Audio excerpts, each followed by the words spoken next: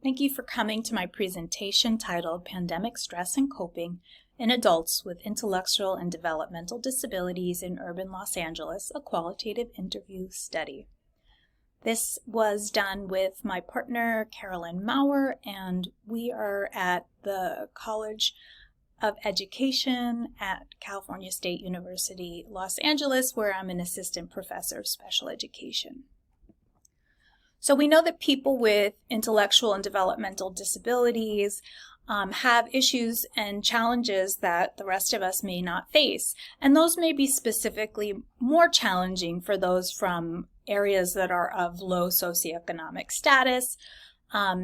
They have more of a risk of getting sick from COVID and getting more sick. They have barriers that they may need support with as far as receiving telehealth services for the additional supports and services that they need. And they may have lack of access to full-time employment. They have smaller social circles, and they may have limited access to technology, which was really important at the beginning of the pandemic before additional supports for technology use were put into place. So we did this study in collaboration with one of our local regional centers and conducted interviews with 14 self-advocates with intellectual and developmental disabilities and used a flexible interview guide to ask them about their living arrangements, experiences with the pandemic, how they understood the pandemic, how it was impacting their day-to-day life, and whether it was impacting the supports and services that they were receiving. We used a modified grounded theory analysis to better understand what was going on in this issue and also to discover themes. So our sample included 6 women, 8 men. They were aged 23 to 56. 7 were Black or African American and 7 Hispanic or Latino. Most had a qualifying diagnosis of intellectual disability. 2 had autism spectrum disorder and 2 had cerebral palsy.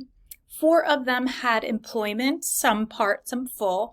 2 were living in group homes. 2 were parents, and 4 were living with their parents.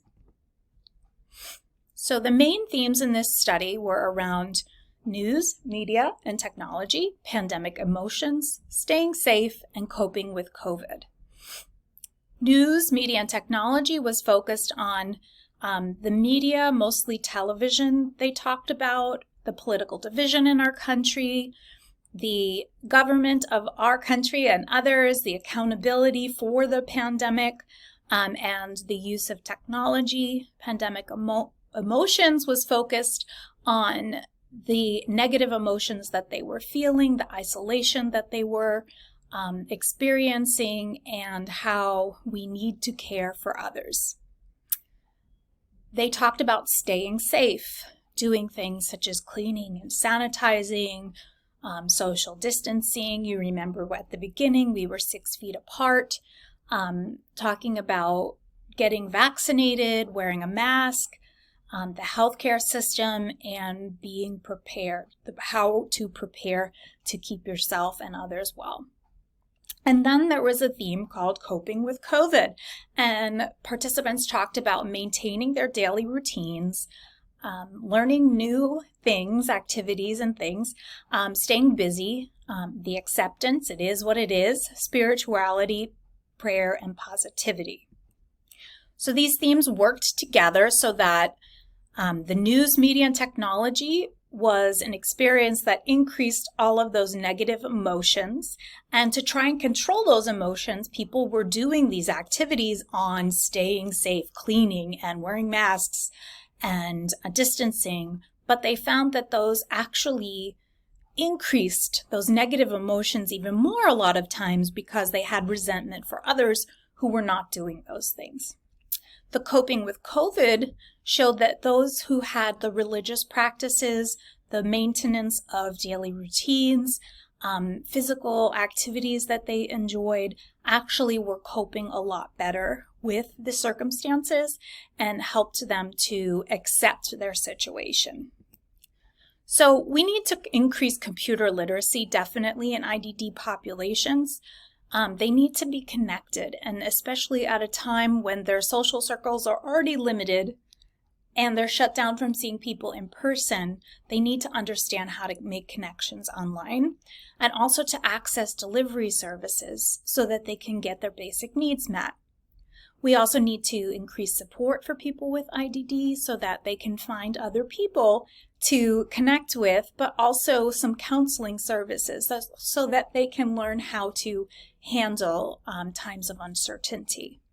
We need to increase the support for their family members, give them time off from work to provide that informal assistance to their family members, because once they were not able to do that because of the pandemic, everybody suffered from that.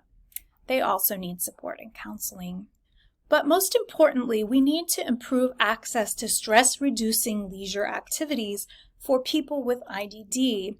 And that's because we often focus on teaching people with IDD how to use active coping strategies to fix their problems. So I'm lonely, I'll make a friend, right? But sometimes during something like a global pandemic, you can do all the things you want to try and make the pandemic go away, but you can't do that. It's not something that's feasible to work on with active coping. So we need them to learn how to reduce their own stress levels and be able to come to more of an acceptance with the day-to-day challenges that they do not have control over. So learning yoga, tai chi, cooking, art classes, whatever the interest is, so that they have something that they can do that they find joy in and further reduces that stress so that they can continue to enjoy life and not focus on those negative emotions. So my questions here are, how has the experience of COVID pandemic changed the way people with disabilities access services and supports? Do pandemic experiences differ by category of disability? And how can we best address the impacts of the pandemic on stress and well-being in adults with IDD on a larger scale? Thank you.